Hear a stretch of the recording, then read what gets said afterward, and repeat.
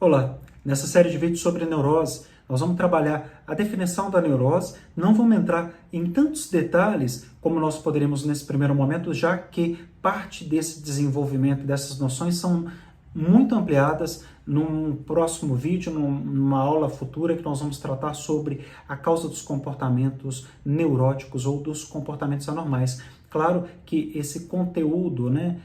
psicanalítico a gente acaba encontrando bastante dificuldade em atribuir essa noção entre esses conceitos de normal e patológico,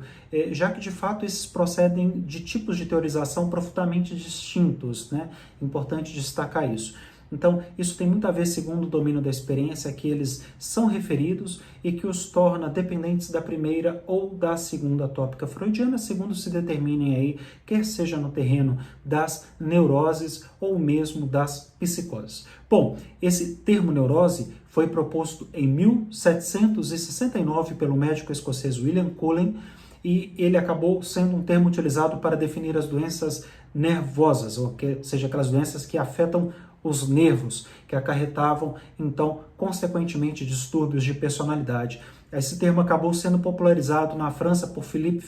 Pinel entre 1745 e 1826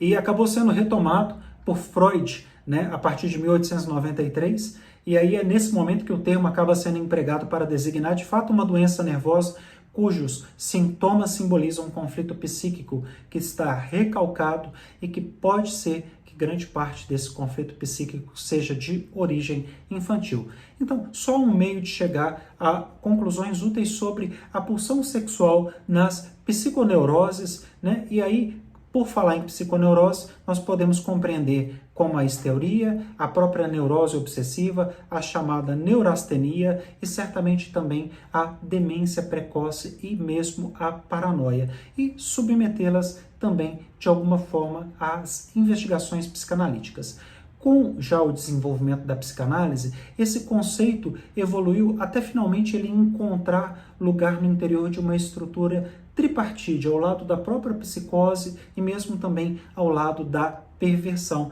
Em consequência disso, o que nós podemos observar é que, do ponto de vista freudiano, classificam-se no registro da neurose a histeria e a neurose obsessiva, aos quais é preciso, de alguma forma, acrescentar também as chamadas, ou as ditas neuroses atuais, ou neurose atual, que abrange a neurose de angústia e a neurastenia. E a psiconeurose, que abarca, então, nesse sentido, as neuroses de transferência e neurose narcísica. Interessante, quando nós começamos a classificá-las de alguma forma, pensar que nós estamos falando de um primeiro registro, que é da neurose, que é a neurose, a histeria e a neurose obsessiva. A gente acrescenta a elas as neuroses atuais, E já aí nós poderíamos abranger também as neuroses de angústia e neurastenia. Já as psiconeuroses já abarca então as neuroses de transferência, que são muito comuns dentro da clínica psicanalítica ou em algum outro tipo de atendimento clínico, e as neuroses narcísicas, aquelas em que a gente observa que o neurótico, por encontrar algumas dificuldades, frustrações, insatisfação, vive esse retorno ao eu. A expressão neurose de caráter provém da terminologia de Edward Glover e a doutrina de William Hitch, enquanto a noção de neurose de fracasso foi cunhada por René e a de neuroses de abandono pelo psicanalista suíça Germany Goetz. Bom, o termo neurose ele foi, então, inventado por Cullen, como eu comentei, durante a segunda metade do século XVIII,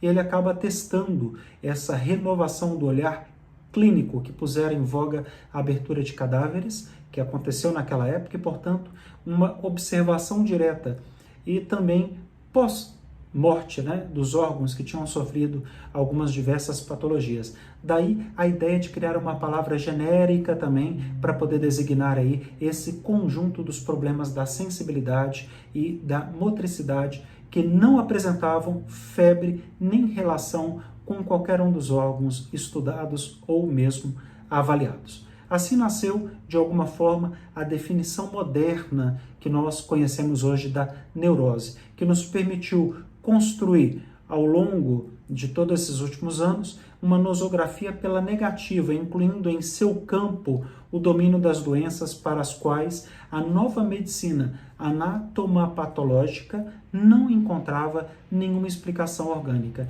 Então, quando não se encontra uma explicação orgânica, se atribui então esses sintomas ou essas explicações ao que nós chamamos de neuroses. Então,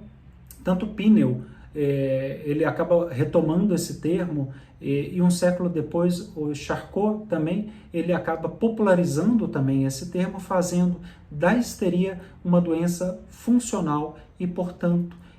uma neurose. Então, enquanto seu aluno, o Pierre Janet, orientou-se para a ideia, por exemplo, de uma causalidade psíquica. Então, nós observamos que foi a partir daí que houve algumas revisões e reformulações em torno da noção de neurose, principalmente com Charcot, que abre, então, espaço para as contribuições e para a teoria psicanalítica. É isso.